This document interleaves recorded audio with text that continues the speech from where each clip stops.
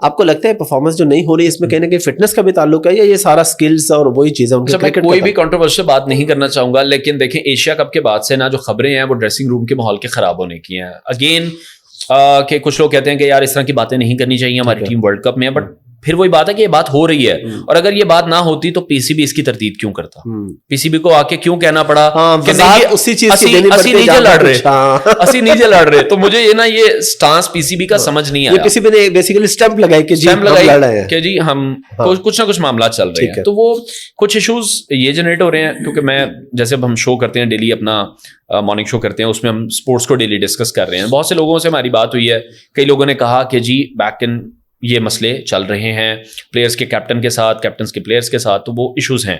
Again پھر ہماری management ماشاءاللہ بہت اچھی ہے.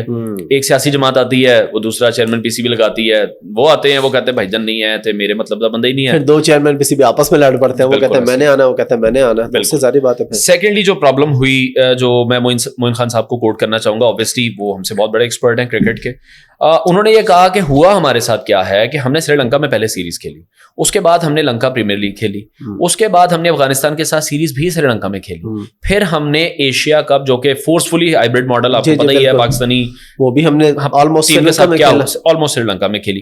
وہ جو ٹریولنگ ہوئی ہے اور وہ جو ویدر اور جو کنڈیشنز ہیں سری لنکا کی, وہاں پر ہمارے پلیئر بالکل جسے کہتے ہیں نا کہ ان کی بس ہو چکی تھی, ان کے ساتھ وہ والا معاملہ ہوا, کیونکہ لیگ پہ لیگ یہ کھیل رہے ہیں, ورک لوڈ کو وہ مینج نہیں کر رہے ہیں.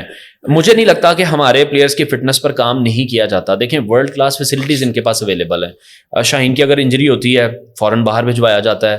اب شاہین اپنے خرچے پہ جاتے ہیں, پی سی بی کے خرچے پہ جاتے ہیں, وہ تو مجھے نہیں آئیڈیا, لیکن اگین کہ فیسیلیٹیٹ کیا جاتا ہے ہمارے پلیئرس کو کہ اچھا جی انجری ہوئی آپ باہر جائیں, جو بیسٹ ٹریٹمنٹ جہاں سے اویلیبل ہے آپ وہ کرا لیں. بٹ اگین کیا پی سی بی کو یہ نہیں چاہیے تھا کہ ورک لوڈ مینجمنٹ پر تو پہلے کام کریں, کہ کھلاڑیوں کو آپ نے کتنا یوز کرنا ہے. آپ نے اپنے پرائم کھلاڑیوں کو کہہ دیا بھائی جان جائیں پوری دنیا میں لیگ کھیلیں, ڈالرز کمائیں, لاکھوں ڈالر کمائیں, کیونکہ ہم تو نہیں آپ کو دے سکتے. اور یہ بات ایسے ہی ہے, ان کی جو فیسز ہیں آپ ان کو لیگز کی فیس سے میچ نہیں کر سکتے. ہاں وہ تو ہے, لیکن ابھی خیر فیسز بھی کافی بڑھ چکی ہیں. دیکھیں فیسز بڑھ چکی ہیں, لیکن پیسہ پھر ایک ایسی چیز ہے جو پھر جب جتنا بڑھتا جاتا ہے دوڑ آپ کی اتنی بڑھتی جاتی ہے. ہوا یہ کہ ہمارے پلیئرز وہاں پہ بالکل ڈیزاسٹر. اب ان کا اوبیسلی ہم تو وہ پیریڈ دیکھ رہے ہیں کہ پاکستان کی وہ پیس بیٹری جس کو کہا جا رہا تھا کہ وہ ورلڈ کلاس بالنگ کر رہی ہے, اور میں اس بات سے بہت سے لوگ مجھے کہتے ہیں کہ نہیں ہم ڈس ایگری کریں گے کہ صرف نسیم کی وجہ سے یہ حالات نہیں, ایسا نہیں ہو سکتا. لیکن شاہین ایک پرائم بالر ہے, حارث ایک بہت بڑا بالر ہے, نسیم نے ٹھیکہ تو نہیں اٹھایا ہوا نا پاکستان کا, باقی لوگ بھی تھے ان کو بھی کچھ کرنا چاہیے. اگر اب کیا نسیم نہیں ہوگا تو پھر ہم کیا کریں گے, ہم یہی کہیں گے نسیم نہیں. بالکل ایسا. تو فٹنس پر مجھے لگتا ہے کہ لڑکے کام اوبیسلی کرتے ہوں گے, اتنی بڑی ٹیم ہے, پاکستان کو ریپرزینٹ کر رہے ہوں گے, لیکن اب اگر مجھے بتائیں اگر وہ انجرڈ ہیں تو پھر ہم سب کیا کر سکتے ہیں. انوار بھائی بہت شکریہ, آپ کے ٹائم کا بڑا مزہ ہے آپ کے ساتھ پوڈ کاسٹ کر کے, اور ساری چیزیں بڑے مزے کی ڈسکس ہوئی. لاسٹ پہ آپ کوئی میسج دینا چاہیں نوجوانوں کو, خاص طور پہ میرے جیسے نوجوانوں کو جن کے پاس ممبرشپ ہے لیکن وہ جم جانا نہیں چاہتے. ٹھیک ہو گیا. اچھا جی, اس میں میسج کیا کنوے کرنا ہے, میرے خیال ہے بڑی سیدھی سیدھی سی باتیں ہیں جو ہم بہت سے لوگوں سے سنتے آئے ہیں کہ یار آپ فوکسڈ رہیں, جو چیز بھی آپ کرنا چاہ رہے ہیں نا اس پہ سب سے پہلے تو فوکسڈ رہیں. سیکنڈلی ہمارے ہاں مجھے لگتا ہے کہ سب سے زیادہ پرابلم اس وقت تو ہم دیکھ رہے ہیں معاشی حوالے سے ہی ہے.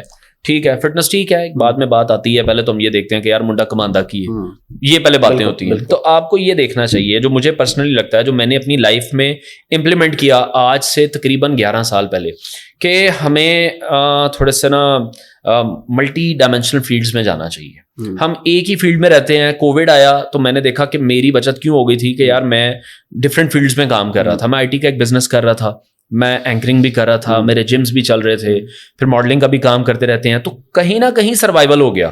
تو یہ حالات ہمیں نہیں پتا دنیا میں شاید کبھی اللہ نہ کرے شاید کبھی دوبارہ ہو کوئی ایسی وبا آئے. تو مجھے لگتا ہے کہ آج نوجوانوں کو چاہیے کہ ایک تو انٹرپرینورشپ کی طرف آئیں, پہلے تو جاب سیکر سے زیادہ جاب کریٹر بنے, تبھی پاکستان آگے بڑھے گا.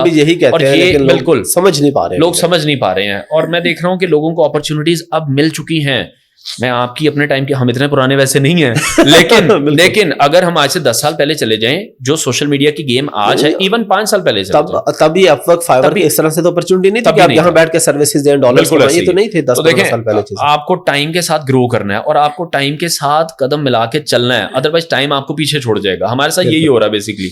آپ اس فیلڈ سے ریلیٹڈ ہیں, آپ کو آئیڈیا کہ Amazon کہاں پر پہنچ چکا ہے, بالکل. اور ہم لوگ ابھی تک وہ ایک دراز میرا خالہ کھلا ہوا ہے اور اس پر بھی 2 نمبر سامان بھیجتے ہیں لوگوں کو, اور میں نے بہت دفعہ سنا کہ دراز بھی وہ چاہتے ہیں جی ہم اب نکلیں یہاں سے, یہاں پہ تو فراڈ, اندازہ نہیں تھا وہ غلطی سے آ گئے پاکستان. میں یہ کہوں گا کہ آپ چالاک ہونے کی بجائے شارپ بنے, زبردست, یہ بڑا ضروری, بہت ویلڈ چیز ہے جی. چالاک نہ بنے, شارپ بنے, یعنی بجائے اس کے کہ آپ 10 گھنٹے کام کر کے, کوئی آپ کو 10 گھنٹے کام کر کے آپ نے اگر 500 روپے کمائے ہیں تو بھائی دماغ کو یوز کریں کہ میں آدھا گھنٹہ کام کر کے 500 کیسے کما لوں.